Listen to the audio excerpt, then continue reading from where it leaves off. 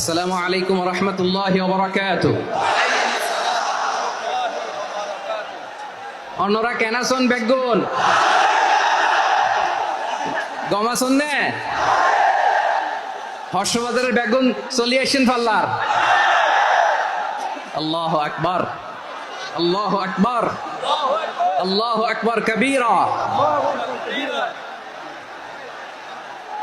প্রিয় ভাইরা, আপনারা সবাই ভালো আছেন?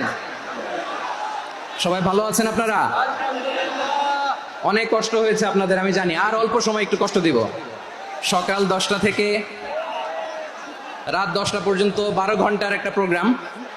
এই তো 10টা বাজতে আর অল্প কিছু সময় বাকি, আমি শেষ করে দেবেন। 3 দিন আগে আসছো? আচ্ছা, মাশাআল্লাহ মাশাআল্লাহ। পেকুয়ার প্রোগ্রাম আজকে ইতিহাস হয়ে থাকবে ইনশাআল্লাহ।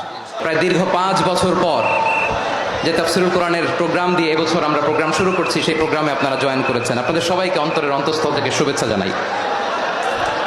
আমি অন্তরের অন্তঃস্থল থেকে শুভেচ্ছা জানাতে চাই আমার প্রিয় সাংবাদিক বন্ধুদের, electronics media, printing media, YouTuber ভাইদের। আজকে এই প্রোগ্রামের শান্তি শৃঙ্খলা নিরাপত্তার দায়িত্বে নিয়োজিত ছিল পুলিশ বাহিনী, বিডিআর বাহিনী, তারপরে র্যাব, দেশপ্রেমিক সেনাবাহিনী এবং পেকুয়ার ভলান্টিয়ার্স ভাইয়েরা, যারা যেভাবে আজকের প্রোগ্রামকে সার্থক করার জন্য আপনারা শ্রম দিয়েছেন, সময় দিয়েছেন, মেধা দিয়েছেন, উপস্থিত হয়ে প্রোগ্রামকে সার্থক করেছেন, আমি সবাইকে শুভেচ্ছা এবং মোবারকবাদ জানিয়ে শুরু করতে চাই। সম্মানিত ভাইয়েরা, আমাদের সময় হাতে খুব কম। বড় তাফসিল প্রোগ্রামগুলোর সবচেয়ে বড় ক্রাইসিস বা প্রবলেম হচ্ছে এখানে শোডাউন থাকে বেশি, ইউটিউবার থাকে বেশি, নিউজ কাভারেজ বেশি, কিন্তু মন খুলে, প্রাণ খুলে, নিঝুম নিস্তব্ধ একটা পরিবেশে কথা বলার যে সুযোগ, সেটা হয়ে ওঠে না। কিন্তু আমরা একটু কষ্ট করলে, একটু স্যাক্রিফাইস করলে এটা সম্ভব। আমি শুরুতে হাত জোর করে আল্লাহর ওয়াস্তে আপনাদেরকে চুপ থাকতে বলেছি। কোনো ভলান্টিয়ার্স আপনাকে বলবে না, একজন আরেকজনকে বলবে না, একে অন্যকে বলার দরকার নাই, থামো, সরো, জায়গা নাই, কিছু বলার দরকার নাই। শুধু চুপ থাকতে হবে মেহেরবানি করে কয়েকটা মিনিট। আল্লাহর ওয়াস্তে যদি মেহেরবানি করে চুপ থাকতে পারেন, কয়েকটা কথা শেয়ার করবেন ইনশাআল্লাহ। এইদিকে চুপ হয়ে গেছে মাশাআল্লাহ, এই দিকটাতেও। আল্লাহর ওয়াস্তে ধাক্কা ধাক্কি, জায়গা না হলে পেছনে চলে যাও। আমাকে দেখা লাগবে জরুরি না তো, এলইডি আছে, ওখানেও দেখা যাবে, ওখানে চলে যাও। ধাক্কা ধাক্কি করে ঘেমে ঘরমাক্ত হয়ে কি একটা কঠিন অবস্থা। শীতের সিজন মনে হয়, আমি তো ঘামতেছি। হ্যাঁ, ফ্যানটা বাড়াই দিতে হবে, ঘামতেছি টোটালি। র্যাবের ভাইরা কি পরিমাণে কষ্ট স্বীকার করেছে আমাকে এখানে উঠাতে, যে এটা বলে বোঝানোর মতো না। তো আমাদের দেশের ভাইরা ইমোশনাল, আবেগী, অনেক আবেগ দিয়ে অনেক কিছু আমরা হারাই, ভুল করি, আমরা বুঝি না। লং রানে আমরা চিন্তা করতে পারি না। একটা নিঝুম নিস্তব্ধ পরিবেশ যদি দেয়া যেত, কথা বলতে পারতাম, লক্ষ লক্ষ কোটি কোটি মানুষ, সারা পৃথিবীর মানুষ এটা শুনতো, মানুষের মন, মস্তিষ্ক, চিন্তা, মননে পরিবর্তন আসতো। কিন্তু ধাক্কা ধাক্কি করে আসতে আসতে আমাদের মাইন্ড ডিস্টার্ব হয়ে যায়। কিছু বুলেট পয়েন্ট সাজিয়ে নিয়ে আসছে, যেটা বলবো এটা ব্রেন থেকে হারিয়ে যায়, আর মনে রাখতে পারি না। জান নিয়েই তো টানাটানি, আমি মনে রাখবো কি? জান নিয়ে টানাটানি। তো যদি আমরা প্রতিটা বড় বড় পাবলিক ইভেন্টে যদি এরকম করি, আমাদের পক্ষে কি আর ময়দানে কথা বলা সম্ভব হবে? বাধ্য হয়ে পরে ফেসবুকে ঘোষণা দিব যে আমি আর তাফসির মাহফিলে নাই, আমি মসজিদের হালাকা করব, 20 জন নিয়ে আমি দাওয়াতি কাজ করব, যথেষ্ট, গুড ইনাফ। এটাই আপনারা চান নাকি? এটাই চান? তো একটু মেহরবানি করে চুপ করা যাবে না? জায়গা না হলে পেছনে চলে যান, কিন্তু যারা থাকবেন চুপচাপ, আওয়াজ করা যাবে না। আল্লাহর ওয়াস্তে, আল্লাহর ওয়াস্তে অনুরোধ করার পরে যদি এটা ভায়োলেট করেন, জবাব দিতে হবে আল্লাহর কাছে। খবরদার, আল্লাহর ওয়াস্তে বলেছি, আওয়াজ করা যাবে না। ভাইয়েরা, এইভাবে আলোচনা করা যায় না, মেহরবানি করে আওয়াজ করবেন না। আমার দিকে তাকান। আজকে যে টপিকটা নিয়ে আমি আপনাদের সামনে কথা বলবো, সেটা হচ্ছে আমাদের ধর্মীয় জীবনে, সামাজিক জীবনে, রাষ্ট্রীয় জীবনে ঐক্যবদ্ধ থাকার গুরুত্ব। The importance of unity in our life. আমরা ঐক্যবদ্ধ থাকতে চাই কি চাই না? এই আপনাদের গলার আওয়াজ। আমরা ঐক্যবদ্ধ জীবনযাপন করতে চাই কি চাই না? চাই। ঐক্যের কোনো বিকল্প নাই। গত 50 বছর তো দেখেছি এই ডিসইউনিটি, অনৈক্য, বিভেদ, বিচ্ছিন্নতা আমাদেরকে কোথায় নিয়ে গিয়েছে। এই যে দেখেন, কিছুদিন আগে আমাদের বর্তমান নেতা ডক্টর ইউনূস, উনি সব রাজনৈতিক নেতৃবৃন্দদেরকে ডেকেছেন একটা ইস্যুকে কেন্দ্র করে। তার মানে গোটা বাংলাদেশ এক হয়ে গিয়েছে, আমরা সবাই উদ্বেলিত হয়েছে, উচ্ছ্বসিত হয়েছে, ঠিক কিনা বলেন? রাজনৈতিক নেতাদেরকে ডেকেছেন উনি, আমরা এক হয়েছি।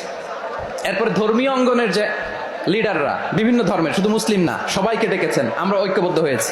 এটাকে বলে ন্যাশনাল ইউনিটি, জাতীয় ঐক্য। যে কোনো ধরনের কনস্পাইরেসি, ষড়যন্ত্র, আধিপত্যবাদ মোকাবেলায় জাতীয় ঐক্যের চেয়ে মোক্ষম হাতিয়ার আর নাই। আমাদের একটা প্রতিবেশী দেশ আছে, আমরা আমাদের দেশ নিয়ে যত ভাবি তারা তার চেয়ে বেশি ভাবে। কথা বুঝতেছেন না? আরো ভেঙে বলতে হবে। আমরা আমাদের দেশ নিয়ে যত উদ্বিগ্ন, এদের আরো টেনশন বেশি।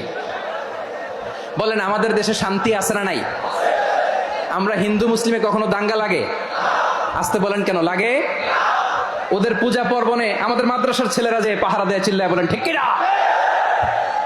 আমাদের তাফসির মাহফিলের সময় ওরা ডিস্টার্ব করে, ঢোল বাজায় না। ওদের পূজা পার্বণের সময় আমাদের তাফসির মাহফিলের ডেট হলে আমরা চেঞ্জ করে দেই। সুবহানাল্লাহ, কি সাম্প্রদায়িক সম্প্রীতির রোল মডেল। আর ওই বাংলাদেশের ব্যাপারে তারা অনেক ডিসইনফরমেশন ছড়াচ্ছিল। ভারতের অনেকগুলো গণমাধ্যম, আমি জেনারেলাইজ করব না, আমাদের প্রতিবেশী দেশের সব গণমাধ্যমকে আমি দোষ দিতে চাই না, অনেকগুলো গণমাধ্যম তারা ডিসইনফরমেশন শেয়ার করেছে। ডিসইনফরমেশন আর মিস ইনফরমেশনের পার্থক্য আছে। মিস ইনফরমেশন না জেনে ভুল বুঝে একটা মিথ্যা বা ভুল তথ্য ছড়িয়ে দেয়া, এটার ক্ষমা আছে, এটার কি আছে? আর ডিসইনফরমেশন মানে ইচ্ছা করে, প্ল্যান করে, ম্যাপ করে, ছক এঁকে মিথ্যা, গুজব, রটনা সোশ্যাল মিডিয়ায় ছড়ানো, এটার ক্ষমা আছে? আওয়াজ করে বলেন, ক্ষমা আছে? ভারতের কিছু গণমাধ্যম তাই করেছে, আমরা ব্যথিত হয়েছি, আমাদের হৃদয়ে রক্তক্ষরণ হয়েছে। আমাদের প্রতিবেশী দেশকে বলতে চাই, আমাদের দেশ নিয়ে আপনাদের ভাবার দরকার নাই, নিজের চরকায় তেল দেন, নিজের দেশ নিয়ে ভাবেন।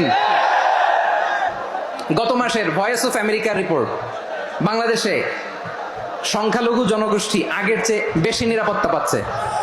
Report voice of America, Muslim report নাকি? মুসলিম জরিপ, ভয়েস অফ আমেরিকা। কথা বোঝে নাই বোধহয়। ভয়েস অফ আমেরিকা কি আমাদের রিপোর্ট? না, ভয়েস অফ আমেরিকার জরিপ, বাংলাদেশের সংখ্যালঘু জনগোষ্ঠী আগের চেয়ে ভালো নিরাপত্তা পাচ্ছে। শুধু এখানেই শেষ না, মাইক্রোসফটের একটা জরিপ শোনাই আপনাদেরকে। তারা সারা পৃথিবীতে গুজব, ভুয়া আর মিথ্যা নিউজ ছড়ানোতে কোন দেশ সেরা একটা রিপোর্ট করেছে, এর মধ্যে 1 নম্বরে এসেছে ভারতের নাম। মাইক্রোসফট তো মুসলমানরা চালায় না?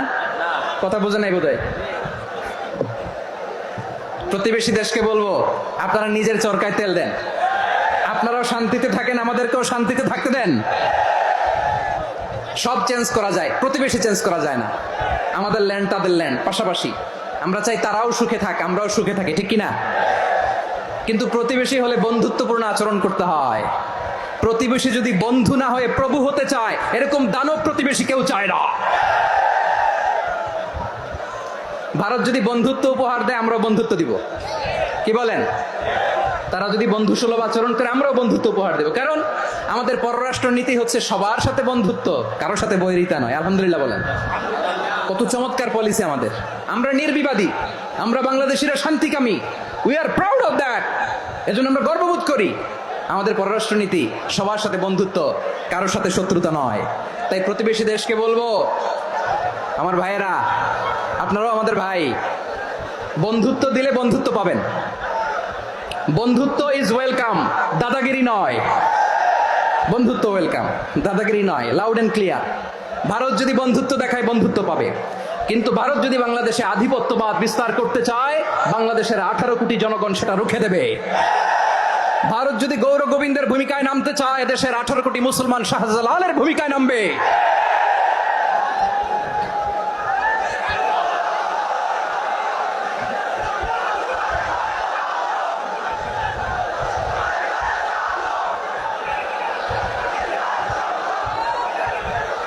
প্রিয় ভাইয়েরা, আমরা বন্ধুত্বে বিশ্বাসী, শত্রুতায় নই, ঠিক কিনা বলেন? আল্লাহ আমাদেরকে বোঝার তৌফিক দান করুক। তাহলে এই যে তারা বলেছে এদেশে সংখ্যালঘুরা কষ্টে আছে, দুঃখে আছে, এটা কি ঠিক? বলেন, এটা কি ঠিক? না, তারা ডিসইনফরমেশন শেয়ার করেছে, এটা ঠিক নয়। আমার প্রতিবেশী বন্ধু রাষ্ট্রকে বলবো, আপনারা এটা করবেন না, এটা করবেন না। আমরা শান্তিতে আছি, আপনারাও শান্তিতে থাকেন, আমাদেরকেও শান্তিতে থাকতে দেন। এই যে চিটাগাংয়ের অ্যাডভোকেট আলিফ হত্যাকাণ্ডে গোটা বাংলাদেশ আমরা ধৈর্যের পরাকাষ্ঠা দেখিয়েছে, চিল্লায় বলেন ঠিক কিনা? আমাদের নেতা আমাদেরকে ডেকেছে, আমরা শান্ত থেকেছি। আমরা শান্ত থাকতে চাই, আমরা ঐক্যবদ্ধ থাকতে চাই, যে কোনো ষড়যন্ত্র রুখে দেওয়ার জন্য ঐক্যবদ্ধ প্রচেষ্টার কোনো বিকল্প নাই। তাই আজকের আলোচনার ছোট্ট একটা টপিক আমি শিরোনাম ঠিক করেছি, আমাদের জীবনে, সমাজ জীবনে, ধর্মীয় জীবনে, রাষ্ট্রীয় জীবনে ঐক্যবদ্ধ থাকার গুরুত্ব। এবার আওয়াজ করে পেকুয়ার ভাইয়েরা বলেন, আমরা ঐক্যবদ্ধ জীবনযাপন করতে চাই কি চাই না? আল্লাহ তাআলা সে নির্দেশনাই দিচ্ছেন।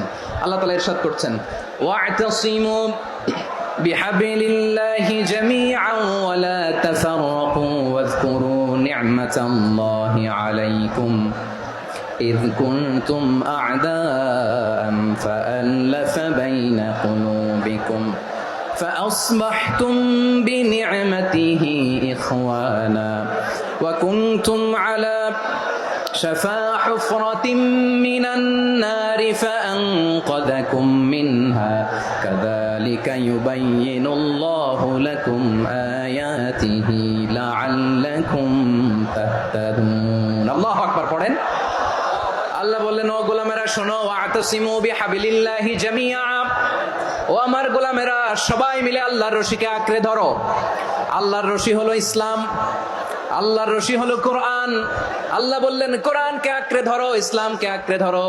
একা একা আঁকড়ে ধরলে চলবে না, জামিআ সবাই মিলে আঁকড়ে ধরো। এই আদেশটা আমাদের জন্য দান করেছেন কে? আল্লাহ তাআলার নির্দেশ, ওয়া'তাসিমু বিহাবলিল্লাহি জামিআ, সবাই মিলে আল্লাহর রশিকে আঁকড়ে ধরো। হাবলুল্লাহ মানে আল্লাহর রশি। হাবলুল্লাহ মানে কি? রশি। এই হাবলুল্লাহ আল্লাহর রশি বা আল্লাহর রজ্জু দ্বারা উদ্দেশ্য হচ্ছে ইসলাম। আল্লাহর রশি দ্বারা উদ্দেশ্য কি? তাফসিরে অনেক ব্যাখ্যা এসেছে। এরকম পরিস্থিতিতে তাফসিরের সূক্ষ্ম সূক্ষ্ম বিষয়গুলো আমরা শোনাতে চাই, কিন্তু পরিবেশ হয়ে ওঠে না। আল্লাহর রজ্জু বা আল্লাহর রশি দ্বারা উদ্দেশ্য হচ্ছে ইসলাম। আল্লাহর রজ্জু বা আল্লাহর রশি দ্বারা উদ্দেশ্য হচ্ছে কোরআন, কারণ কোরআন আমাদেরকে ঐক্যবদ্ধ করে, ইসলাম আমাদেরকে ঐক্যবদ্ধ করে। চিল্লায় বলেন ঠিক কিনা? এজন্য আল্লাহ বললেন, তোমরা আমার রশিকে আঁকড়ে ধরো, বিচ্ছিন্ন হয় না। আমার দেয়া নেয়ামতগুলো স্মরণ করো। যখন তোমরা ছিলে শত্রু, তোমাদের মধ্যে হৃদয়ে আমি আল্লাহ ভালোবাসা ঢেলে দিলাম, ফলে তোমরা সবাই ভাই ভাই হয়ে গেলে। তোমরা সবাই ছিলে জাহান্নামের কিনারায়, জ্বলন্ত অগ্নিকাণ্ডের পাশে। আমি আল্লাহ দয়া করে ঈমানের বদৌলতে তোমাদেরকে আগুন থেকে ফেরালাম। আমি আল্লাহ দয়া করে তোমাদেরকে জান্নাতের পথ দেখিয়ে দিলাম। সুবহানাল্লাহ পড়েন। এমন পথ দেখালাম যেই পথ তোমাদেরকে জান্নাতে নিয়ে যাবে, পথের দিশা তোমরা পাবে। লাআল্লাকুম তাহতাদুন। প্রিয় ভাইরা, তাহলে আমাদের যে ঐক্যবদ্ধ থাকতে হবে, এই নির্দেশটা কার? আল্লাহ। নাকি মন মতো আমি বানায় বলতেছি? আওয়াজ করে বলুন, নির্দেশটা কার? আল্লাহ। তাহলে আমাদেরকে ঐক্যবদ্ধ জীবন যাপন করতে হবে। প্রিয় ভাইরা, ইসলাম আমাদেরকে ঐক্যবদ্ধ করে। ইসলাম আমাদেরকে কি করে? সংঘবদ্ধ করে, ঐক্যবদ্ধ করে। বিচ্ছিন্ন হওয়া যাবে না। বিরোধ, বিচ্ছিন্নতা, মতানৈক্য, এগুলো আমাদেরকে ধ্বংস করে, আমাদেরকে দুর্বল করে। আর আমাদের ঐক্যবদ্ধ প্রচেষ্টা আমাদেরকে বিজয়ের দিকে এক ধাপ এগিয়ে নেয়। চিল্লায় বলেন ঠিক কিনা?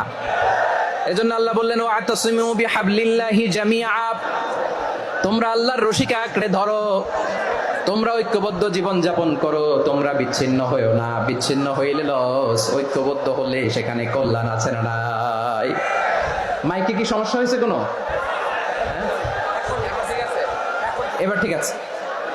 প্রিয় ভাইরা, শেষ করে দেই না? তাইলে শেষ করে দিব তো। গত 2 দিন আগে এসে বসে আছেন, আর আমি আসার 20 মিনিটের মধ্যে উঠে যাচ্ছেন কেন? আর সহ্য হচ্ছে না? আর পারতেছেন না?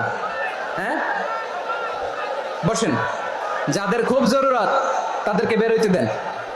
অনেকে সকাল থেকে বসে আছে, ওয়াশরুমে যেতে হবে, সারাদিন কিছু খায় নাই, পাগলের মতো বসে আছে। আমি জানি, সব রিপোর্ট আছে আমার কাছে। মেহেরবানি করে বিশৃঙ্খলা করবেন না, আল্লাহর ওয়াস্তে, আল্লাহর ওয়াস্তে। যাদের কষ্ট হচ্ছে বের হয়ে যান। আরো কয়েক মিনিট কথা বলে আমরা শেষ করব। আল্লাহর ওয়াস্তে, আল্লাহর ওয়াস্তে বলার পরেও এরকম বিশৃঙ্খলা করা মোটেও কাম্য নয়। প্রিয় ভাইরা, আল্লাহর ওয়াস্তে, এই শব্দটা কতবার ইউজ করেছি আমি, আল্লাহর ওয়াস্তে। আপনার বুক কাঁপে না? হ্যাঁ, ভয় হয় না আল্লাহর? একটু থামেন, একটু থামেন, মেহেরবানি করে, মেহেরবানি করে। এই তো, হ্যাঁ, মাশাআল্লাহ। আল্লাহর ওয়াস্তে। প্রিয় ভাইরা, ঐক্যবদ্ধ হতে হবে আমাদেরকে। আদেশটা কার? একটু আওয়াজ করবেন। ঐক্যবদ্ধ জীবন যাপন করতে হবে, আদেশটা কার? আমাদের আগে যে সমস্ত জাতিগোষ্ঠী ধ্বংস হয়েছে বিভেদের কারণে হয়েছে। বিশ্বনবী বলেন, বুখারীর বর্ণনা, ফাইন্নামা আহলাকাল্লাযীনা মিন ক্বাবলিকুম কাসরাতু মাসাইলিহিম ওয়া ইখতিলাফুহুম আলা আম্বিয়াইহিম। তোমাদের আগে ইহুদি নাসারারা যারা ধ্বংস হয়েছে, আমার গজবে উপনীত হয়েছে, দুইটা কারণ ছিল। নাম্বার 1, কাসরাতু মাসাইলিহিম, বেশি প্রশ্ন করত, প্রয়োজনে অপ্রয়োজনে নবীরে প্রশ্ন করে আটকাইতে চাইতো, এরকম ডাকাত ছিল তারা। 2 নাম্বার কারণ, ওয়া ইখতিলাফুহুম আলা আম্বিয়াইহিম, ইখতিলাফ করার কারণে, বিভেদের কারণে, পারস্পরিক বিরোধে জড়ানোর কারণে তারা ধ্বংস হয়েছে। এখন বলেন, আমরা কি আল্লাহর গজব চাই? আমরাও কি তাদের মতো ধ্বংস হতে চাই? এজন্য আল্লাহ তাআলা সূরা আল ইমরানের 105 নম্বর আয়াতে বললেন, ওয়ালা তাকুনু কাল্লাযীনা তাফাররাকু ওয়াখতালাফু মিন বা'দি মা জাআহুমুল বাইয়িনাত ওয়া উলাইকা লাহুম আযাবুন আযীম। খবরদার, প্রমাণ পাওয়ার পরেও, দলিল নাজিল হওয়ার পরেও যারা বিরোধ করেছে, ইখতিলাফ করেছে, বিচ্ছিন্ন হয়েছে, খবরদার তোমরা তাদের মতো হয়ো না। যদি তাদের মতো হও তাহলে জেনে রাখো, ওয়া উলাইকা লাহুম আযাবুন আযীম, তাদের জন্য আমি মর্মন্তুদ শাস্তি প্রস্তুত করে রেখেছি। যারা বিচ্ছিন্ন হয়েছে, বিরোধ করেছে, তারা কারা? ইহুদি নাসারারা। এই আয়াতের তাফসীরে কাল্লাযীনা তাফাররাকু ওয়া ইখতালাফু, যারা বিচ্ছিন্ন হয়েছে, বিরোধ করেছে, তারা কারা? মুফাসসিরিন ইকরাম বলেছেন তারা ইহুদি নাসারারা। আওয়াজ করে বলুন তো, তারা কারা? ইহুদি নাসারারা। বিষ্ণু ঈসা ইসলাম সুনানে আবু দাউদ এবং তিরমিজির হাদিসে বলেন, ইফতারাকাতিল ইয়াহুদু আলা 71 ফিরকা, ইহুদিরা 71 দল হয়েছে। ইখতিলাফ করতে করতে কয় দল? সবাই বলে নাই, কয় দল? ওয়াফতারাকাতিন নাসারা আলা 72 ফিরকা, আর নাসারারা হয়েছে 72 দল। আওয়াজ করে বলুন তো, কয় দল? ওয়াসাতাফতারিকু হাযিহিল উম্মাহ বি73 ফিরকা। আর বিশ্বনবী আফসোস করে বলেন, আমার উম্মত হবে 73 দল। ইহুদি 71 দল, নাসারা 72 দল, আর আমার উম্মত, বুঝে থাকলে আওয়াজ করে বলেন। বিশ্বনবী বলেছেন, আমার উম্মত ভাগ হবে কয় দলে? কুল্লুহা ফিন্নার, সব জাহান্নামে যাবে, ইল্লা ওয়াহিদা, একটা দল ছাড়া। সাহাবারা বললেন, মান হিয়া ইয়া রাসূলুল্লাহ, সেই নাজাত প্রাপ্ত জান্নাতি দল কোনটা? আপনি কি আমাদের বলবেন না? আপনি মেহেরবানি করে একটু বলে দেন তারা কারা। বিশ্বনবী বললেন, মা আনা আলাইহি ওয়া আসহাবি, আমি এবং আমার সাহাবারা যেই মতের উপর, যেই পথের উপর আছে, এই মত এবং পথের উপর যারা থাকবে তারাই জান্নাতের দল হয়ে যাবে। যারা আমার মত, আমার সাহাবীর মত এবং পথ অনুসরণ করবে, তারাই জান্নাতে যাবে। তাহলে প্রিয় ভাইয়েরা, আমরা কি আর ইখতিলাফ করব? কাদা ছোড়াছুরি করব? করবেন না যে বোঝাই তো যাচ্ছে দৃশ্য দেখে। ধাক্কাধাক্কি যে আপনারা করবেন না। আপনাদের এই যে আমলনামা তো আমার কাছে আছে। পেকুয়ার ভাইয়েরা, এটা তো আমার ওয়ার্ম আপ প্রোগ্রাম। আমার বিভাগীয় প্রোগ্রাম হচ্ছে 8 বিভাগে 8টা। কয়টা? এটা কেন নিলাম? নেয়ামতুল্লাহ নিজামীর জ্বালা থেকে বাঁচার জন্য নিলাম। ওর জ্বালাতনে ও পারে না মালয়েশিয়া থেকে আমরা টেনে নিয়ে আস, চার্টার ফ্লাইট ভাড়া করে পারে না নিয়ে আস। এমন কোনো মাধ্যম নাই, এমন কোনো ওয়ে নাই সে ধরে নাই। আর তার কাছে আমার কাছে তার দাবিও আছে, কারণ এর আগে 2-3 বার আসার কথা ছিল, কয়েকবার এসে এসে ফিরে গেছি, অনুমতি হয় নাই। এখন দাবার গুটি পাল্টে গেছে, দাবার গুটি পাল্টে গেছে। এক মাঘে শীত যায় না, কিন্তু আমরা স্মরণে রাখি না, ভুলে যাই। এটাই বড় আফসোস প্রিয় ভাইরা। তো এটা ওয়ার্ম আপ প্রোগ্রাম, এটা ওয়ার্ম আপ উদ্বোধনী প্রোগ্রাম, বিভাগীয় প্রোগ্রাম আমার জানুয়ারি থেকে শুরু। তো যা যা করছেন আমার সাথে পেকুয়াতে সব কিন্তু বয়ান দিব, ওই জায়গায় সব বলে দিব পেকুয়াবাসী কি করছে। আমি তো ভাবছি পেকুয়ার জেনারেশন জি আমাকে এমন ভাবে রিসিভ করবে, আমার কোনো ব্যাক পেতে হবে না, কষ্ট পেতে হবে না। আমাকে স্মার্টলি তারা স্টেজে রিসিভ করবে, স্মার্টলি তারা সেফ এন্ট্রি সেফ এক্সিট দিবে।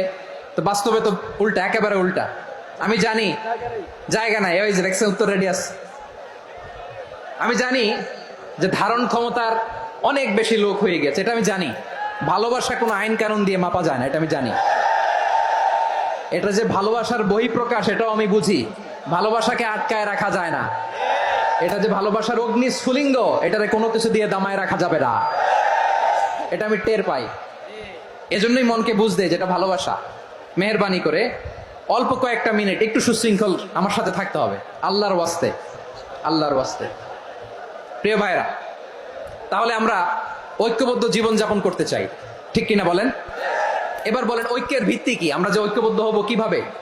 সবাই বলে ঐক্য চাই, ঐক্যবদ্ধ হতে চাই। ঐক্যের ভিত্তি কি বলেন? ঐক্যের ভিত্তি হচ্ছে তাওহীদ। আওয়াজ করে বলতে হবে সবাই, ঐক্যের ভিত্তি কি?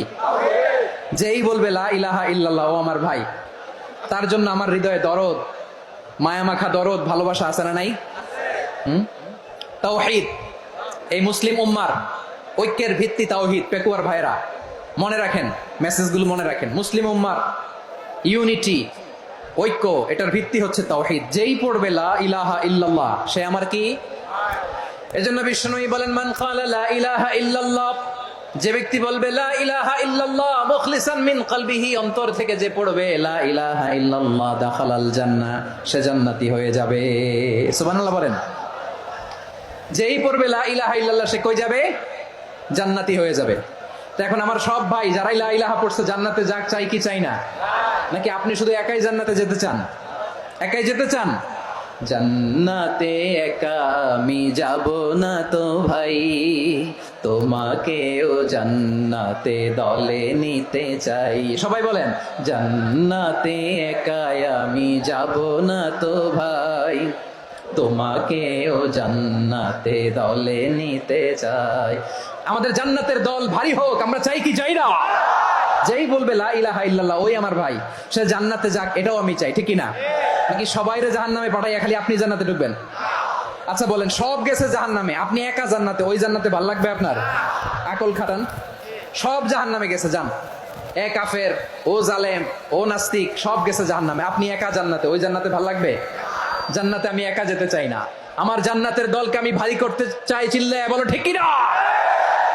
যারাই বলবে লা ইলাহা ইল্লাল্লাহ, তারা আমার ভাই। বিশ্বনবী এই কথাটার আরো চমৎকার ব্যাখ্যা করেছেন।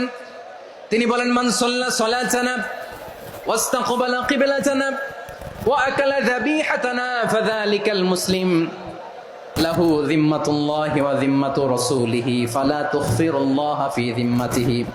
বিশ্বনবী তিনটা ক্রাইটেরিয়া শুনিয়ে দিলেন। তিনি বললেন, মান সাল্লা সালাতানা, যে ব্যক্তি আমাদের মতো নামাজ পড়ে, ওয়াস্তাকবালা কিবলাতানা, আমাদের কিবলারে কিবলা মানে, ওয়াকালা যাবিহাতানা, আমাদের জবাই করা পশু খায়, ফাযালিকাল মুসলিম, সেই মুসলমান। সুবহানাল্লাহ। আমার মতো নামাজ পড়ে মানে কি? তার ডিভাইন অ্যাক্টিভিটি আমার মতো, তার ইবাদতের সিস্টেম আমাদের মতো। ওয়াস্তাকবালা কিবলাতানা মানে কি? আমার যে ডাইরেকশন, তারও একই direction, to the direction of কাবা। আল্লাহু আকবার। কাবার দিকে হয়ে সে নামাজ পড়ে। আমার ডাইরেকশন, তার ডাইরেকশন, আমার ডেস্টিনেশন, তার ডেস্টিনেশন এক। ওয়াকালা যাবিহাতানা, আমার জবাই করা পশু খায়, সেই মুসলিম। সেই মুসলিম। লাহু যিম্মাতুল্লাহি ওয়া যিম্মাতু রাসূলিহি, তার জন্য রয়েছে আল্লাহর জিম্মা, রাসূলের জিম্মা।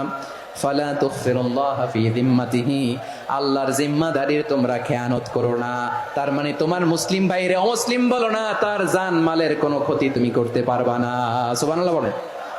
তাহলে ঐক্যের ভিত্তি বিশ্বনবীর কথা থেকে, মুখনিসৃত পবিত্র কথা থেকে আমরা পেলাম। আমার আঙ্গুলের দিকে তাকিয়ে আওয়াজ করে বলো পেকুয়ার ভাইয়েরা, ঐক্যের ভিত্তি কয়টা? আওয়াজ করে বলো কয়টা? ঐক্যের ভিত্তি হবে যে তাওহীদ, এটার ব্যাখ্যা তিনটা বলেছেন বিশ্বনবী। এক নম্বরে, যে আমাদের মতো নামাজ পড়ে, যে আমাদের কেবলারে কেবলা মানে, যে আমাদের জবাই করা পশু খায়, সেই মুসলিম। সেই কি? মুসলিম। সে আমার ভাই। তার সাথে আমার কোনো বিরোধ আছে? কথা বলো পেকুয়ার ভাইরা, বিরোধ আছে? কোনো বিরোধ নাই, কারণ আমরা এক উম্মাহ, আমরা সবাই এক উম্মাহ। সবাই আওয়াজ করে আমার সাথে বলেন তো, এক উম্মাহ। এগুলো মুখস্থ করতে হবে আমাদের। আওয়াজ করে সবাই বলো, কেউ বাকি থাকবে না, বলো এক উম্মাহ। রব্বুল আলামিন বলেন, ইন্না হাযিহি উম্মাতুকুম উম্মাতান ওয়াহিদাতান, ইন্না হাযিহি উম্মাতুকুম উম্মাতান ওয়াহিদাতান ফাআনা রাব্বুকুম ফা'বুদুন। নিশ্চয়ই তোমাদের এই উম্মাহ হচ্ছে এক উম্মাহ। উম্মাতান ওয়াহিদা, এক উম্মাহ। আমি তোমাদের এক রব, আমি এক আল্লাহর ইবাদত করো, আমি ছাড়া কারো ইবাদত করো না। আদেশটা কার? তাহলে আমরা সবাই মিলে কয় উম্মাহ? এই যে এই ভাইরা, এই তোমরা যে ঢিলাঢিলি করতেছ আমি দেখতেছি না। আমি বলছি না ও মারছে, ওর দোষ, এগুলো বলা যাবে না। বলছি তোরা দেখাচ্ছ কেন? তুমি তো আমার দিকে তাকাবা। তোমার পানি মারলেও আমার দিকে তাকাবা, তোমার আঘাত করলে তুমি আমার দিকে তাকাবা। তোমাদেরকে তো এই দায়িত্ব দিয়েছিলাম। এদিকে কিয়ামত হয়ে যাবে কিন্তু ঘাড় নড়বে না। আমি তো ওই অডিয়েন্স চাই। তো ধাক্কাধাক্কি করলে হবে? যখন জিজ্ঞেস করব বাঘের মতো উত্তর দিবা, আর বাকি সময় খরগোশের কানের মতো কান খাড়া করে আমার দিকে করে রাখবা। রাজি আছো? তাহলে আমরা সবাই এক উম্মাহ। কয় উম্মাহ? নাকি দুই উম্মাহ? আওয়াজ করে বলো, কয় উম্মাহ? এক উম্মাহ। শুধু এক উম্মাই না, শুধু এক উম্মাই না, শুধু আমরাই না, আমাদের সবার দিন একটা। আওয়াজ করে বলো, কয়টা?